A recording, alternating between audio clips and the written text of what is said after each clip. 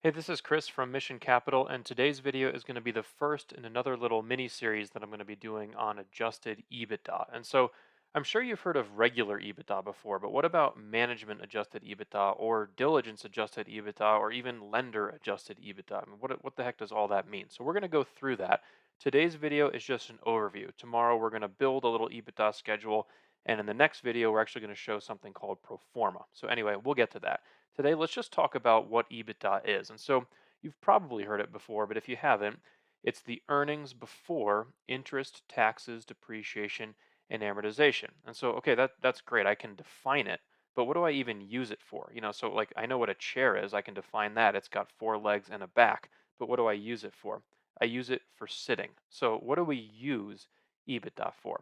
Well, the purpose here is to establish a proxy or the normalized free cash flow of a business, because ultimately most businesses are valued on a multiple of the free cash flow. And so the EBITDA is the best way for us to get an approximation of what that free cash flow is. Now, one of the early pitfalls of EBITDA is it actually excludes CapEx, but that's a conversation for another time. Again, it is a proxy or an estimate for you to value a business. It's not perfect.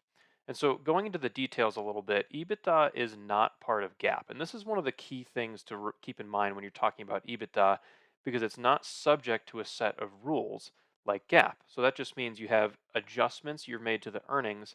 And therefore, since it's not subject to rules, the adjustments are actually based on opinion. And usually, those opinions come from the management team. And so, what are these adjustments, or what people call add backs? So, these are usually one time expenses that aren't going to be recurring on a normalized basis, right? Because that's what we're solving for here. And so the best example I can usually think of is just think of your own family budget. If you bought a TV one month, well, you're not going to be buying that same TV every single month. And so in your family budget, you might make an adjustment for the cost of that TV or an add back. And so management teams of businesses can do the same thing. They're going to take their earnings, they're going to add these initial adjustments up here. So the interest, the taxes, the depreciation, and the amortization. But then they're going to have discretionary adjustments. It could be consultants they hired, or a legal settlement, or a business line that didn't work. They're going to strip everything in or out so that they can produce a normalized estimate of the free cash flow going forward.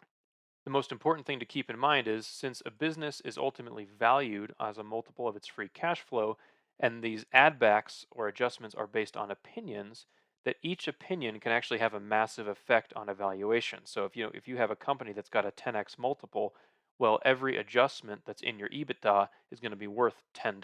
So that's why it's a heavily scrutinized number, and that's why we have all these different EBITDA schedule. So regular EBITDA, adjusted EBITDA, management adjusted EBITDA, and so on. So how we're going to build it is we start with the net income, which is the earnings.